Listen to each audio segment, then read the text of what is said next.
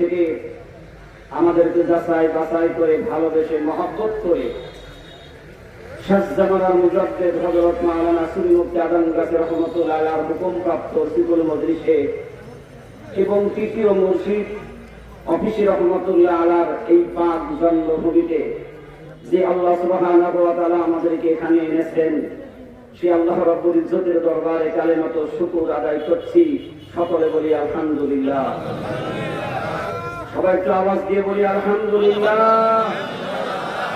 এমন একটা পবিত্র জায়গায় আল্লাহ আমাদেরকে এনেছেন, কিয়ামত পর্যন্ত শুকরগুজারি করে শেষ করা যাবে না। এটা আরিফ বিল্লাহর জন্মভূমি এবং তার পায়ের সকল ধুলিকোনাই জমিনের সাথে মিশে আছে।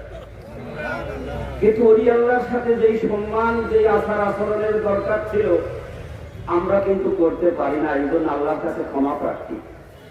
এত বড় একটা নিয়ামত, বরকতের মজলিস, আপনারা খেয়াল করে দেখেছেন আজকে এখানে মানুষ শুধু বাজার নিয়ে ব্যস্ত, কেনাকাটা নিয়ে ব্যস্ত, কিন্তু এই যে জান্নাতের বাজার চলছে, মুহূর্তের মধ্যেই জান্নাতের বাজার ভেঙে যাবে। শত চেষ্টা করো আর কিন্তু সদাই পাওয়া যাবে না, যাবে নাকি? এই জন্য বছরে একটা দিন আমাদের এখানে মুর্শিদের ডাকে সাড়া দিয়ে আমরা এসেছি। এই মজলিসে বসলেই জিন্দেগির গুনাহ মাফ।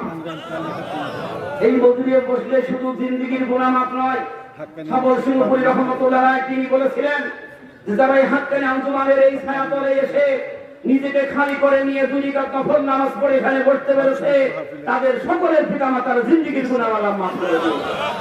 আজকে এত বড় একটা সুবর্ণ সুযোগ আজকে আমরা অবহেলায় কাটিয়ে দিলাম, শুধু বাজার ঘাট কেনা বেচা নিয়ে ব্যস্ত। এই জন্য আমার সম্মানিত সকল সম্মানী আমার আব্বারা, আপনাদের পায়ের উপরে হাত রেখে কথা বলছি, এই মসজিদের এই চাটাইতে বসার যে ফায়দা ফজিলত আপনারা সকাল থেকে বয়ান শুনেছেন। তো আমি কুরআনুল কারীমের ছোট্ট একটি আয়াত কারিমা 2 জায়গা থেকে তেলাওয়াত করেছি, সংক্ষিপ্ত আকারে, একেবারে স্বল্প সময়। এর মধ্যে শুধু সার কথাটা আমি আপনাদের মাঝে তুলে ধরবো, কারণ আমি কোনো বড় মাওলানাও নই, আমার আমল একেবারেই নেই। নারায় গুনাহগার, শুধু মসজিদের হুকুম মুরব্বীদের আদেশ পালনার্থে দাঁড়িয়েছি। আপনারা সবাই আল্লাহর ওলি আছেন, আমি আপনাদের পায়ের ধুলার যোগ্য নই, শুধু আদব রক্ষার্থে দাঁড়িয়েছি। আল্লাহ সুবহানাহু ওয়া তাআলা কালামের মধ্যে বলেছেন, ওয়াকারনা ফি বুয়ুতিকুন্না ওয়ালা তাবাররাজনা তাবাররুজাল জাহিলিয়াতিল উলা। আল্লাহ তাআলা আমাদের মাদের উদ্দেশ্য করে বলেছেন, হে পৃথিবীর নারী জাতি, তোমরা একটু দিলের কান লাগায়ে শোনো। আল্লাহ সুবহানাহু ওয়া তাআলা বলেছেন যে তোমরা যেন ওই জাহিলিয়াতের যুগের মতো চলাফেরা, আচার আচরণ, ব্যবহার, লেনদেন কোনো কিছু করো না। কারণ সেই যুগটা ছিল একেবারে অন্ধকারের যুগ, যেই যুগে আলো থেকেও আলো